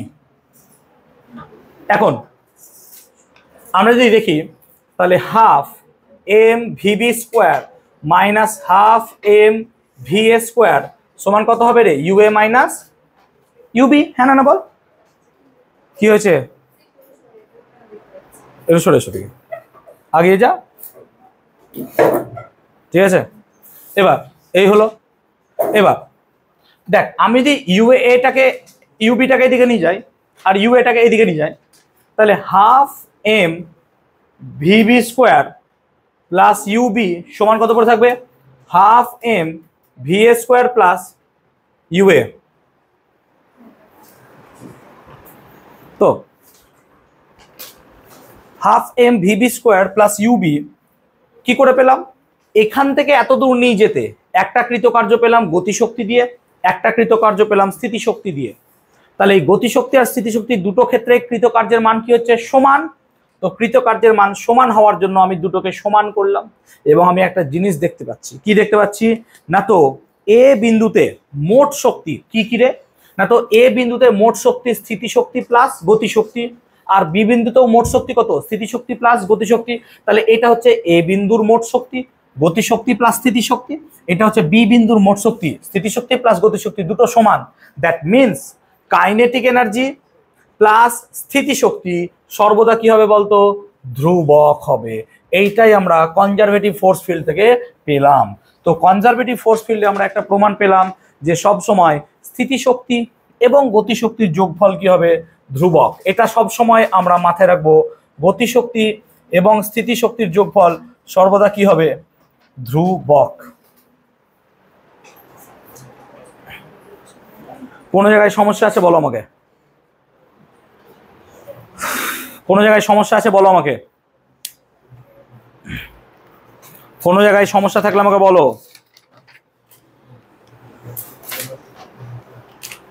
আছে কোন জায়গায় সমস্যা থাকলে বলো। আমরা এখানে কি করলাম, আমরা এখানে সংরক্ষী সংস্থা বা কনজারভেটিভ ফিল্ডের মধ্যে মোট শক্তি কি হয়, ধ্রুবক, সেটার প্রমাণ দেখলাম। সেটার কি দেখলাম, প্রমাণ। ঠিক আছে, কি বলছো এত, কি বলছো এত, আমি তোমাকে শুনবো। ওকে, এবার আমরা এবার বিভবের ধারণা বা আমরা শিখবো হচ্ছে কনসেপ্ট অফ পোটেনশিয়াল। একটু স্লোলি দেখাবো, বোঝাবো, একটু জটিল, একটু বুঝবো। বিভবের ধারণা আমি একটু আগে তোমাদের দিয়ে দিয়েছি। কি দিলাম, বললাম যে সব সময় স্যার আমরা তড়িৎ ক্ষেত্র, মহাকর্ষ ক্ষেত্র, ক্ষেত্র দিয়ে কাজ করতে পারছি না। কেন, কারণ ক্ষেত্র দিয়ে কাজ করলে সমস্যা কি হচ্ছে, ভেক্টর, ভেক্টরের ডিরেকশন আমাকে মেরে ফেলছে। তার জন্য স্যার আমি এমন কিছু খুঁজতে চাইছি যেটা ভেক্টর হবে না, সেটা কি হবে, স্কেলার হবে। সেটা কি হবে, স্কেলার হবে। আর কেন, স্কেলারের কাজ করাটা খুব সোজা স্যার, আমি 2 এর সাথে 2 যোগ করলে 4 হয়ে যাবে, ভেক্টর হবে না। কারণ 2 এর নর্থের সাথে 2 এর ইস্ট যোগ করে আমি কি পাবো, কত পাবো জানি না, সেই কারণে আমরা কিন্তু পাবো না। দ্যাট মিনস আমাদেরকে একটা স্কেলার দরকার, এবং সেই স্কেলারটাকেই আমরা কি বলছি বলতো, বিভব। এখন কোন একটা বস্তুর বিভব কি কি বিষয়ের উপর নির্ভর করে?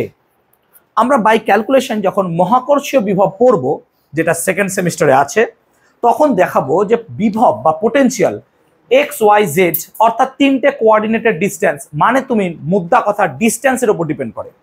মানে তুমি ভাবো যে কোনো একটা বস্তুর বিভব ভি মানেটা কি? আচ্ছা, টেনের কনসেপ্ট নিয়ে বলে, টেনের কনসেপ্ট নিয়ে বলি। অসীম দূরত্ব থেকে একক ধনাত্মক আধানকে আনতে যে পরিমাণ কার্য, মানে কৃতকার্য মানে কি হচ্ছে, বিভব ইন্টু আধান। ক্লাস 10 এটাই পড়েছো। কৃতকার্য মানে কি, তড়িৎ বিভব ইন্টু আধান। এবার আমরা কি করছি, তড়িৎ বিভব ইন্টু আধান। ছুটির সময় তোমরা দুজন একটু দাঁড়িয়ে যাও, মিমো আর শুভজয়, হ্যাঁ, হয় দূরে সরে যাও, নাহলে একটু ছুটির সময় দাঁড়িয়ে যাও। তাহলে কৃতকার্য মানে হচ্ছে বিভব ইন্টু আধান। এখন বিভব মানেটা কি? অসীম দূরত্ব থেকে একক ধনাত্মক আধানকে তড়িৎ ক্ষেত্রে কোনো বিন্দু আনতে যে পরিমাণ কার্য করতে হয়। এখন লজিক্যালি আমরা যদি দেখি যে আধানের সাথে বিভব গুণ করলে শক্তি পাচ্ছি, তাহলে বিভব ইজ কাইন্ড অফ এনার্জি। কেমন এনার্জি? একক আধানে, একক আধানে। তেমনি যখন মহাকর্ষীয় বিভব করব, একক ভরে এনার্জি। তার মানে বিভব আমাকে অ্যাকচুয়ালি এনার্জি দেয়, লজিক্যালি এনার্জি দেয়, সাম কাইন্ড অফ এনার্জি দেয়। এখন যদি আমরা দেখি বিভবের ক্ষেত্রে, তো বিভব ভি ডিপেন্ড করছে এনার্জি। এবার তুমি বলো, একটা বস্তুকে মাটিতে রেখেছো, স্থিতিশক্তির কথা ভাবো, একটা বস্তুকে মাটিতে রেখেছো। এবার আমি মাটি থেকে আস্তে আস্তে আস্তে আস্তে উপর দিকে উঠাচ্ছি, তার এনার্জি চেঞ্জ হচ্ছে, তাই না? তার এনার্জি কি হচ্ছে, চেঞ্জ হচ্ছে। এবার এনার্জি চেঞ্জ হচ্ছে কার ওপর? অনলি এইচ এর ওপর, হ্যাঁ না বলো? যদি এম আর জি ফিক্সড রাখো, তার মানে পোটেনশিয়ালটা এইচ এর ওপর ডিপেন্ড করছে। আর এইচ তো কোঅর্ডিনেট, মানে এক্স ওয়াই জেড এগুলোর উপর ডিপেন্ড করবে। সেই জন্য আমরা এখানে মোদ্দা কথা কি বলছি, যে বিভব বা পোটেনশিয়াল এক্স ওয়াই জেড তিনটি বিষয়ের উপর নির্ভর করবে। তাহলে বিভব হচ্ছে এক্স ওয়াই জেড তিনটি বিষয়ের উপর নির্ভর করবে। ওকে, এক্স ওয়াই জেড তিনটি বিষয়ের উপর নির্ভর করবে। তার মানে actually V is a function of কি হবে, এক্স ওয়াই জেড। বিভব এক্স ওয়াই জেড নিয়েই তৈরি হবে। একটা উদাহরণ দিচ্ছি, ধরো কোনো একটা জায়গায় আমি বললাম বিভব কত, X square Z plus Y Z plus X square Z by Y. এইরকম ভি এমন কিছু দিয়ে তৈরি হবে যার মধ্যে এক্স ওয়াই জেড থাকবে, এবং এই এক্স ওয়াই জেডটা হবে ভ্যারিয়েবল। আবার এক্স ওয়াই জেড নিয়ে আমরা একটা পজিশন ভেক্টর বানাতে পারি, সেটা তোমরা জানো স্যার কত, আর ভেক্টর সমান কত হয় রে, X I cap plus Y J cap plus Z K cap. Sir এটাও তো জানি, হ্যাঁ, সেই জন্য তো বলছি যে বিভব পজিশনের উপর ডিপেন্ড করবে, আর পজিশন এক্স ওয়াই জেড এর উপর ডিপেন্ড করে, তার মানে বিভব এক্স ওয়াই জেড এর উপর নির্ভর করবে। এবার এক্স ওয়াই জেড এর উপর নির্ভর করবে, তো ভি যেহেতু এক্স ওয়াই জেড এর ফাংশন, তাই ভি কে এইভাবে লেখা যায়, ডিভি সমান, এটা তোমাদের হায়ার ক্লাসে আছে, সম্ভবত আফটার 12 এইচএস আছে। তো এটা মনে রাখবে যে ভি কে এইভাবে লেখা যায়। তো ভি কে কিভাবে লেখা যায়, দেখো V is a function of X Y Z, তাহলে ডিভি মানে সামহাউ তুমি ডেরিভেটিভ করছো। এবার ডেরিভেটিভ কার সাপেক্ষে করবে পারছো না, কেন? এখানে এক্সও ঢুকে আছে, ওয়াইও ঢুকে আছে, জেডও ঢুকে আছে, আবার সবই ভ্যারিয়েবল, এক্সও চেঞ্জ হচ্ছে, ওয়াই আর চেঞ্জ হলে এক্স ওয়াই জেড সবই চেঞ্জ হচ্ছে। সেই জন্য এখানে আমাদের একটা পার্শিয়াল ডেরিভেটিভ দরকার পড়ে। তো সেই ডিভিটাকে আমি এইভাবে লিখতে পারবো, ভালো করে দেখো, এটাকে লিখছি এইভাবে, del V del X D X. মানে দেখ আলটিমেটলি এটা ডিভি পড়ে থাকছে, কিন্তু এই ডেল ভি ডেল এক্সটা আলাদা, নর্মাল ডিভি ডিএক্স না, নর্মাল ডিভি ডিএক্স না। নর্মাল ডিভি ডিএক্স হলে তো আমি লিখতাম ডিভি ডিএক্স এইরকম লিখতাম, কিন্তু নয়, এটা ডেল লিখছি। তো ডিভিটাকে মাথায় রাখবি, এইভাবে লেখা যায় del V del X D X plus কি লিখতে পারবো না, তো sir del V del Y, কেন এক্স গেল কমপ্লিট, সেরকমই ওয়াই কত হবে, del V del Y D Y plus কি লিখবো, del V del Z D Z. কেন লেখা যায় যদি বলিস, আজকে নয়, তাহলে আমাকে নেক্সট দিন জিজ্ঞেস করে আমি বলে দেবো, ঠিক আছে, যদি মনে হয় যে স্যার এটা দরকার আছে। তো ডিভি সমান del V del X D X del V del Y D Y, এবার লিখতে পারলাম, এবার লিখতে পারলাম। ওকে, আবার দেখ যদি একটু ফর্মুলা মনে করিস, তাহলে আমরা পেয়েছিলাম ডি ডাব্লিউ মানে কিন্তু মাইনাস এফ ডট ডি আর, হ্যাঁ না বলবি, এটাও কিন্তু পেয়েছিলাম আমরা। আর ডি ডাব্লিউটা কি, কৃতকার্য। আচ্ছা, কৃতকার্যটাকে যদি আমি একক ভৌত রাশিতে নিয়ে আসি, কনসিডার করো একক আধানে, কনসিডার করো একক ভরে, তাহলে একক ভর বা একক আধান নিলে ডি ডাব্লিউটাকে কি আমি বিভব লিখতে পারবো, হ্যাঁ না বল? কারণ কি বললাম, ভালো করে বোঝ, ডাব্লিউ মানে কি লিখেছি, ডাব্লিউ মানে হচ্ছে ভি কিউ, তাহলে W/Q মানেই তো কি ভি, কিউ তো চেঞ্জ হবে না, তাহলে dW/Q মানে কত হবে অ্যাকচুয়ালি dV। মনে কর কিউটা এখানে কত 1, বাস তাহলে তুই এটাকে 1 দিয়ে ভাগ করে দে, তাহলে কি পড়ে থাকবে dV। বল আমি কি বোঝাতে পারলাম ব্যাপারটা? তো dV সমান আমি ভাবছি কত স্যার -F.dr। ভেরি গুড, এটা ভাবো। আচ্ছা আর যদি এটা হয়, এবার আর এর তুমি নর্মাল ডেরিভেটিভ করো, dr ডেরিভেটিভ করো কার সাপেক্ষে? কিছু একটা সাপেক্ষে, ধরো আমি টি এর সাপেক্ষে করছি, ধরো dr dt হবে তো। তাহলে তুমি বলো আই ক্যাপ থেকে গেল এক্স এর কত হবে dx dt হবে, হ্যাঁ না বল, কারণ টি এর সাপেক্ষে ডেরিভেটিভ করছিস তো। আই ক্যাপ প্লাস কি হবে বলতো dy dt J cap plus কি লিখবি dz dt কে ক্যাপ, সব ডিটি গুলোকে কেটে দে। কি বললাম? সব ডিটি গুলোকে কেটে দে, তাহলে কি পাবি? পাবি হচ্ছে তুই দেখ dr ভেক্টর সমান কি বলতো dx i cap plus dy j cap plus কি dz, এটাই পাবি dr ভেক্টর। বুঝতে পারলাম? আমি সব ডিটি গুলোকে কেটে দিলাম, তার মানে এটা লেখা যায় না। এক্ষুনি কেউ ইউটিউবে লিখে দেবো পট করে স্যার এটা কি লিখছেন আপনি আজেবাজে জিনিস, সেই নম্বর তুই এইভাবে ভাব, এটা বোঝানোর জন্য বলছি আমি। তো টি এর সাপেক্ষে ডেরিভেটিভ করলে তুই ডিটি গুলোকে কেটে দে, তাহলে তুই এটা পাবি কিনা বল। আমি যদি এইটা না লিখে ডাইরেক্ট এটা লিখতাম তাহলে সমস্যা ছিল, আরে কি করে হয়ে গেল। আমি এইভাবে ভাবছি, ব্যাপারটা বুঝতে পারলাম, আমি জাস্ট ভাবার জন্য বলছি, please don't get me wrong. আচ্ছা এফ ভেক্টর, আচ্ছা এফ ভেক্টরটাকেও আমি লিখতে পারবো কিভাবে বলতো sir F X I cap, হ্যাঁ না বল, কেন এফ ভেক্টরের কম্পোনেন্ট এক্স বরাবর এফ এক্স, হ্যাঁ না বল। আর কি লিখতে পারবো sir F Y J cap, আর কি লিখবো এফ জেড কে ক্যাপ। তাহলে আমি ডিআরও পেয়েছি, এফ ভেক্টরও পেয়েছি, শুধু দরকার কি স্যার এখানে বসান। তাহলে আমি কি পেয়েছি মাইনাস এফ ডট ডিআর। আচ্ছা ডট ডিআর মানে কি রে I I J J K K গুণ, বাকি তার কোনো গুণ হবে না, হ্যাঁ না বল। বহুবার করেছি ক্লাসে আমি, শুধু I I J J K K গুণ হবে, আর তো কোনো কাজ লাগবে না, বাকিগুলো তো জিরো হয়ে যাবে। তাহলে আই আই যদি গুণ করিস কি হবে বলতো F X D X, J J গুণ করলে কি হবে এফ ওয়াই ডিওয়াই, আর কে কে গুণ করলে কি হবে এফ জেড ডিজেড, বাকিগুলো থাকবে না। তার মানে আমি এখানে কি লিখবো মাইনাস, ভালো করে বুঝবো ভালো করে বুঝবো, এফ এক্স ডিএক্স কি অন্যায় হবে লেখা? কেন আই এর সাথে আই গুণ করলাম স্যার এটাই তো পাবেন, তেমনি স্যার জে এর সাথে যে গুণ করলে কি পাবেন এফ ওয়াই ডিওয়াই, আর কে এর সাথে কে গুণ করলে কি পাবেন এফ জেড ডিজেড, এই পড়ে থাকবে স্যার আপনার কাছে। প্লিজ আমরা এটুকু তো শিখেছি। তাহলে এতদূর পর্যন্ত কি ক্লিয়ার হয়েছে বাবা? ডিভি আর এই ডিভি ক্লিয়ার হয়েছে, শুধু এই দুটো ডিভি তো সেম। যদি হয় তাহলে আমরা এখানে কম্পেয়ার করব, এই দুটো ইকুয়েশনকে আমরা কি করব কম্পেয়ার, এই দুটো ইকুয়েশনকে কি করব কম্পেয়ার। চলো কম্পেয়ার করো, তো যদি কম্পেয়ার করো ডিভি ডিভি তো কম্পেয়ার হয়েই যায়। তাহলে এখানে কম্পেয়ার করলে দেখো ডিএক্স এর সাথে ডিএক্স কে কম্পেয়ার করতে পারবে, তো ডিএক্স এর সাথে ডিএক্স কে যদি কম্পেয়ার করো তাহলে দেখো এফ এক্স মানে এটা পড়ে থাকছে, হ্যাঁ না বল, উইথ এ মাইনাস সাইন। তার মানে আমি এখানে একটা কথা লিখতে পারবো স্যার এফ এক্স মানে কত হবে minus del V del X, compare করছো। সিমিলারলি তাহলে স্যার এফ ওয়াই মানে কত হবে minus del V del Y, তাহলে স্যার এফ ওয়াই মানে কত লিখবেন minus del V del Y. যাদের মাথায় ঢুকছে না কি করে হলো ভালো করে বোঝো, দেখো এর সাথে এর কম্পেয়ার করছি আমি, তাহলে স্যার ডিএক্স ডিএক্স থাকলে তোর চোখে দেখ F X del V del X হয়, চোখ দিয়েছে ভগবান তাকা, D X D X F X del V del X, D Y D Y F Y del V del Y, D Z D Z F Z del V del Z. তাহলে এফ ওয়াই মানে del V del Y, আর F Z কত লিখবো minus del V del Z. এটা লিখতে পারবো, এটা লিখতে পারবো আমরা, এটা লিখতে পারবো তো, এটা লিখতে পারবো। এখন এফ ভেক্টর মানে তো আমি এইটা জানি, হ্যাঁ না বল। এবার কি করবো F X F Y F Z এর মানগুলো এখানে বসাবো। তাহলে তাহলে তাহলে এফ ভেক্টর সমান কত পাবো ভালো করে বুঝবি, ভালো করে বুঝবি, এফ ভেক্টর সমান কত পাবো। তাহলে স্যার এফ এক্স এর জায়গায় এই মানটা বসান, তাহলে এফ এক্স এর জায়গায় যদি এই মানটা বসাই তাহলে দেখ সব মাইনাস লাগবে, ঠিক আছে, হ্যাঁ না বল মাইনাস, তাহলে minus del V del X, ঠিক তো এফ এক্স মানে, আর আই ক্যাপ থাকবে, তাহলে আই ক্যাপ, হ্যাঁ না বল। সেরকমই minus del V del Y কত হবে J cap, minus del V del Z কত হবে কে ক্যাপ। কি করলাম স্যার এফ এক্স এর মানটা এখানে বসালাম, এফ ওয়াই এর মানটা এখানে বসালাম, আর এফ জেড এর মানটা এখানে বসালাম। আমি আর কিছু করিনি, हमने कुछ नहीं किया। এবার আমি কি করব দেখ সব জায়গা থেকে ভি কমন যায়, হ্যাঁ না বল, তাহলে আমি এখান থেকে লিখতে পারছি স্যার এফ ভেক্টর সমান মাইনাসও কমন যায় নাকি, মাইনাস কমন যায়, দিয়ে মাইনাস কমন যে আমি কি লিখছি দেখ ভি গুলোকে আমি বাইরে লিখছি, ভালো করবা ভি কমন চলে গেল, তাহলে কি পড়ে থাকলো স্যার? না তো আই ডেল ডেল এক্স, হ্যাঁ না বল, তাহলে I cap del del X, ঠিক তো? প্লাস কি পড়ে থাকছে? J cap del del Y, plus K cap কি থাকছে? Del del Z. এটাই কি পড়ে থাকছে? এটাই পড়ে থাকছে। এবার এফ ভেক্টর রাশি ভাই, এফ ভেক্টর রাশি, কিন্তু ভি কি রাশি? স্কেলার।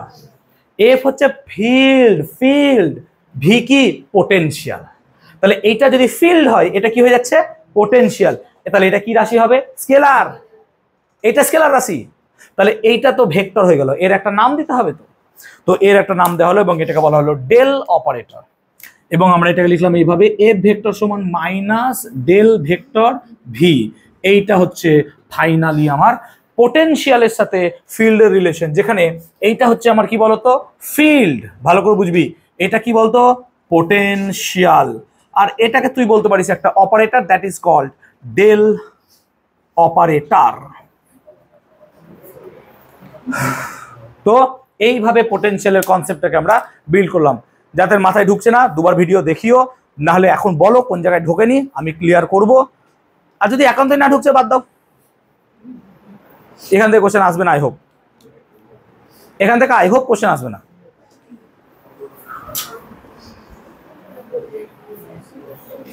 এখান থেকে আই হোপ কোশ্চেন আসবে না। কটা? 9:50? কটা বাজছে? ওকে, নেক্সট। এত ক্লিয়ার হলো? দেখো বাবা, ওপেনলি জিজ্ঞেস করছি, কোনো জায়গায় ডাউট হলে বলো যে না স্যার আমি না এখান থেকে আর কিচ্ছু ধরতেই পারিনি, আমি ধরিয়ে দেবো, চিন্তা নাই। বলো বলো। হ্যাঁ, বাড়ি থেকে প্র্যাকটিস করো। আর তোমাদের সুবিধাটা কি হচ্ছে, আমি তো রেকর্ডেড ক্লাস দিয়ে দিচ্ছি ভাই, তাই না? যা পড়াচ্ছি সেটা তো একবার মনে গিয়ে বাড়ি গিয়ে একবার দেখলেই তো তোমার ছবির মতো ভাসবে, ও আচ্ছা স্যার এগুলো এগুলো করাচ্ছিল। যদি না পাশের জনের সাথে গল্প করো। ক্লিয়ার? সব করাতে পেরেছি? আদ্রিত বুঝতে পেরেছো বাবা? সোনা ক্লিয়ার হয়েছে? মিমো বুঝতে পেরেছো? বুঝতে পেরেছিস? ঈশান, শ্রীজা বুঝতে পেরেছো? একটু বুঝতে পেরেছো? আচ্ছা ঠিক আছে। এবার তাই শ্রীজাকে জিজ্ঞাসা করা যাবে না, সেদিন বলেই ফেললো যে আপনি এটা করানই নি। ওকে, ক্লিয়ার? এবার একটা বাচ্চা জিনিস পড়াবো, মুদ্রা এত দূরই ছিল আজকে। আচ্ছা, অ্যাকর্ডিং টু আইনস্টাইন, যে ভর আস্তে বাবা, আইনস্টাইন নাম নিয়েছি, একটু ওকে তো একটু এ করো, সম্মান দাও। আমাকে না দিতে হবে না, হ্যাঁ, salute. Okay, according to Einstein, okay, according to Einstein বলছে যদি কোনো একটা মাস কে কমপ্লিটলি ডিস্ট্রয় করা যায়, অ্যাকর্ডিং টু ইওর ক্লাস 10 এবং তোমাদের পরমাণু নিউক্লিয়াস চ্যাপ্টার, যে মাস কমপ্লিটলি এনার্জিতে কনভার্ট হতে পারে with this equation, E should be equals to mc²। আস্তে। এবং এই মাসটা যদি কমপ্লিটলি ভ্যানিশ হয়, কমপ্লিটলি ভ্যানিশ মানে কি বলতো? পুরোপুরি শেষ, ওর অস্তিত্ব পৃথিবীতে নাই, এম, তাহলে কমপ্লিটলি ভ্যানিশ হলে পরে তার এনার্জি হবে mc² ইকুইভ্যালেন্ট। এবং তোমরা ক্লাস 10-এ পড়েছিলে, যদি 1 AMU অ্যাটমিক মাস ইউনিট, যার ভ্যালু কত হয় না তো স্যার 1.6605 ইন্টু 10⁻⁻27 কেজি, একে যদি কমপ্লিটলি ডিস্ট্রয় করা হয় তাহলে পরে আমাদের যে এনার্জিটা পাওয়া যায় তার ভ্যালু হচ্ছে 931.2 মেগা ইলেকট্রন ভোল্ট। ছবির মতো ভাষা উচিত, 10-এ করিয়েছিলাম। এবার তার মানে যে 1 AMU ভরের তুল্য শক্তি হচ্ছে 931 মেগা ইলেকট্রন ভোল্ট। মানে কোনো একটা জায়গায় যদি 1 AMU এনার্জিকে কমপ্লিটলি ডিস্ট্রয় করো তাহলে তুমি কিন্তু 931 মেগা ইলেকট্রন ভোল্ট এনার্জি পাবে। এটা হচ্ছে ভর শক্তির তুল্যতা, অর্থাৎ ভর শক্তিতে, শক্তি ভরে, মাস এনার্জিতে, এনার্জি মাসে কনভার্ট হতে পারে। এবং সেই কনভার্সনের যে ফর্মুলা সেটা হচ্ছে ইকুয়াল টু mc²। এখন according to the special theory of relativity from Einstein, যে কোনো একটা বস্তুর আমরা যে মাসের কথা বলছি সেই মাসটা কিন্তু চেঞ্জ হতে পারে। তোমরা বলবে স্যার মাস কি করে চেঞ্জ হয়? কারণ মাস তো আমরা জানি সবসময় ফিক্সড একটা বডির, নো, মাস ফিক্সড এবং এটাকে রিলেটিভ বলা যেতে পারে। কিভাবে? যে মাস ইকুয়ালস টু একটা বিশেষ ফর্মুলা ধরে চলে, that is m equals to m0/√1 - v²/c²। এই m0টাকে বলা হয় রেস্ট মাস। তোমরা পড়েছো ইলেকট্রনের স্থির ভর 9.11 ইন্টু 10⁻³ কেজি কেমিস্ট্রি স্যার পড়িয়েছেন এবং অঙ্কেও তোমরা কাজে লাগিয়েছো আই হোপ। তো এটাকে বলে স্থির ভর। স্যার ইলেকট্রনের স্থির ভর, কারণ ইলেকট্রন না যখন কক্ষপথে ঘুরছে তখন তার ভেলোসিটি যথেষ্ট হাই হয়। যেমন এটা যদি নিউক্লিয়াস হয়, ইলেকট্রন প্রথম কক্ষপথ n=1 প্রিন্সিপাল কোয়ান্টাম নাম্বার, সেখানে ঘুরছে কত ভেলোসিটি নিয়ে কেউ জানো? কত? মানে আলোর বেগের 137 ভাগ নিয়ে চলে, ও ছাড়ো, c/137 ভেলোসিটি নিয়ে চলে। ঠিক আছে, এটা মনে রাখবে, এটা সুবিধা। এখানে আসতে এখানে c/137 যেটা পেয়েছিস, এই ভ্যালুটা c × 1/137 লেখা যায়। এটাকে বলা হয় সোমারফিল্ডস হাইপারফাইন স্ট্রাকচার কনস্ট্যান্ট। ঠিক আছে, সো আলোর বেগের 1/137 মানে বুঝতে পারছো, প্রায় আলোর বেগের কাছাকাছি চলছে। এত তাড়াতাড়ি চলার জন্য ইলেকট্রনের কোনো একটা জায়গায় পজিশন এবং তার মোমেন্টামকে একসাথে লোকেট করা যায় না। হাইজেনবার্গ আনসার্টেনিটি প্রিন্সিপাল ছিল তার জন্য। তো বেসিক্যালি আমরা কি বলতে চাইছি, যে ইলেকট্রন এত স্পিডে মুভ করছে, খুব দ্রুত গতিতে, সেই জন্য ইলেকট্রনের মাস অ্যাকচুয়ালি m0 হিসেবে থাকেই না, ওর মাস চেঞ্জ হয়। কোনো একটা বডি সে যদি লাইটের স্পিডের কাছাকাছি comparable to the speed of light যায়, তখন তার কিন্তু মাস চেঞ্জ হয় অ্যাকর্ডিং টু দিস ফর্মুলা। এবং শুধু মাসই নয়, আমি যদি দেখি টাইম স্টিল চেঞ্জ হয়, যেটাকে বলা হয় time dilation. What is time dilation? কোনো একটা বডিকে বা কাউকে যদি আমি রকেটে চাপিয়ে এবং রকেটটা যদি আলোর বেগের কাছাকাছি 99% অফ ভেলোসিটি অফ লাইট চলে, তাহলে দেখা যায় তার টাইম পৃথিবীতে যা টাইম চলছে তার থেকে স্লো চলে। Time ticks slower, time slow চলে। তার একটা সহজ উদাহরণ দিতে পারি আমরা, যেটা বলা হয় twin paradox. What is twin paradox যদি একটু পড়ি আমরা, তো অ্যাকর্ডিং টু দ্য থিওরি, যে ধরো দুজন টুইন আছে যারা একদম একই রকম, এবং টুইন একই রকম, একই বয়স, সব একই এভরিথিং। ঠিক আছে, এরকম ভাবতে পারো যে দুজন এরকম ব্যক্তি, স্বস্তিকার সঙ্গে আরেকজন তার বোন আছে, এরকম ভাবো, দুই বোন, দুজনই পৃথিবীতে আছে হলো। এবার একজনকে কি করলাম, আমি এরকম একটা স্পেসশিপ বানালাম, রকেট, এবং সেই রকেট কেমন ভেলোসিটি নিয়ে চলছে? আলোর বেগে। এবার আলোর বেগে ওর বোনটাকে তুলে পাঠিয়ে দিলাম। এবার আমি কোথায় পাঠালাম? এমন একটা গ্রহে, যে গ্রহে যেতে লাগে সময় 10 বছর, আসতে সময় লাগে 10 বছর।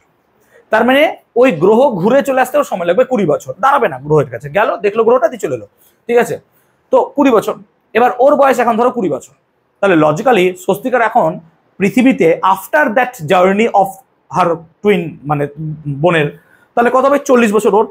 কিন্তু দেখা যাবে ওর বোন যে ফেরত আসছে তার বয়স 40 হবে না, তার বয়স কত হবে? হার্ডলি 28-29 হবে।